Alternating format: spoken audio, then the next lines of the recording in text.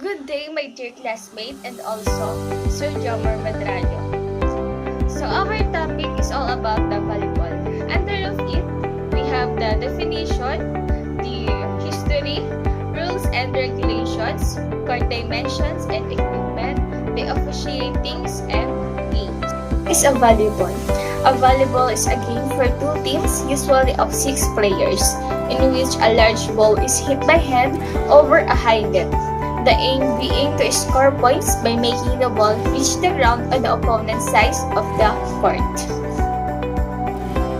5. The volleyball was invented. Volleyball was invented by William G. Morgan. He created it to be a less aggressive alternative more popular sports such as basketball, which has a lot of physical contact. He blended different elements of basketball, tennis, baseball, and handball to create this sport, which he initially called the Mintonet, the first version of volleyball. On 1896, the first game was happened. The first real game of volleyball was played at Springfield College. This event is significant because it marks the first time world really got to see the sport in action. On 1900s, the invention of the volleyball ball. The sport was now starting to get its own equipment, which demonstrated its blooming popularity. The original design is almost the same as the one we use today. In 1916, volleyball was introduced into physical education programs at the high school up to college levels and was added to school intramurals programs. This was due to the YMCA partnering with the NCAA to help promote the sport. This is significant as greatly increased the popularity of volleyball, especially amongst the youth. It also demonstrated volleyball as really official sport like basketball or soccer, ones that you learn in a school. Also, on 1916, the set and spike was introduced. The offensive styles of volleyball were introduced in the Philippines in 1916. It was originally called a bomba or kill, and the hitter was called a bomberino.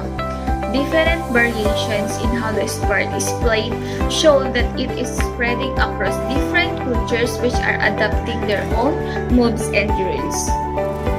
The 1949 First World Championships. The first volleyball World Championships were held in Prague, Czechoslovakia. This shows that volleyball had become an internationally recognized sport that spans over many different countries. In 1957, the IOC makes volleyball an Olympic sport. The International Olympic Committee decided to initiate volleyball as an Olympic sport in the upcoming Olympic Games.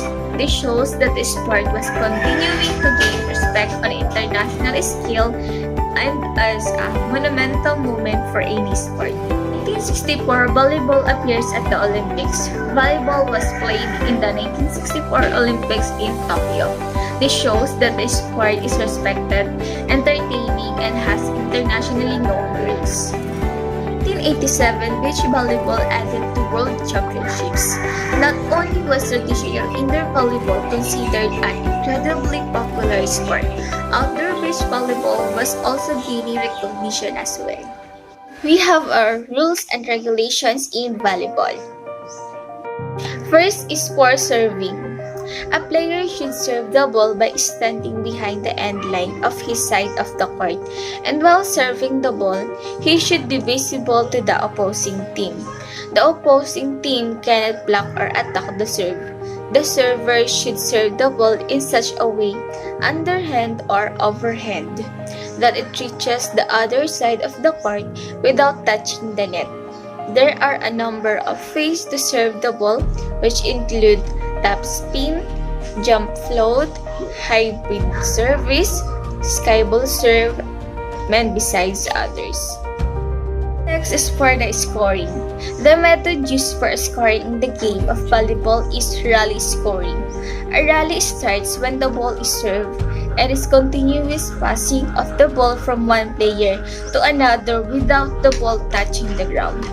Thus, in rally scoring, a point is scored when the ball hits the ground. The team that wins the rally gets the chance to serve. The team that reaches 25 points first, the difference of at least 2 points, wins the set. Third is for timeouts. If players injured, the game goes into an automatic 30-second timeout. If the injured player is unable to continue playing within this time frame, he needs to be replaced or his team needs to take a technical timeout. Each team can take 2 technicals per set, each being of 60 seconds duration. There is no timeout allowed in the 5th or deciding set. In volleyball, we have violations. The following occurrences are considered as faults. First is unable to serve the ball successfully without it touching the net. Second, stepping over or across the end line while serving. Third is illegal passing of the ball like palming, throwing, or carrying the ball. Fourth is touching any part of the body to the net while passing the ball. And for the fifth is taunting or teasing the players of the other team. For the sixth is crossing the center line of the court with any part of the body. If the line is crossed with just a part of the foot, then it is not a violation. An entire hand or leg should cross the line. For the volleyball courts are flat and horizontal playing surfaces sized for the game of volleyball. Volleyball courts are regulated at 18 meters in length with a width of 9 meters. Attack line dividing the front and back rows are marked of 3 meters parallel to the net. Free zones at a minimum of 3 meters are required around the entirety of the court with generous clearances up to 5 meters on the sides and 6.5 meters in the back. Indoor volleyball court surfaces are required to be made of resilient wood flooring or poured with a synthetic urethane. For the equipment, we have the net antennas, referee stand, the ball, the score sheet, and also the proper uniform of the volleyball player, which are court shoes, knee pads, ankle braces, or their uniform, which is shorts and shirts. Officiating, volleyball officials that make up the officiating crews are the first referees, second referees, scorekeeper, assistant scorer, and the line judge. The first referee is in charge for the beginning of the match until the end. The first referee has authority over all the members of the officiating crew. The first referee should talk to all the officiating crew members before the match starts, going over any questions officials might have about their responsibilities.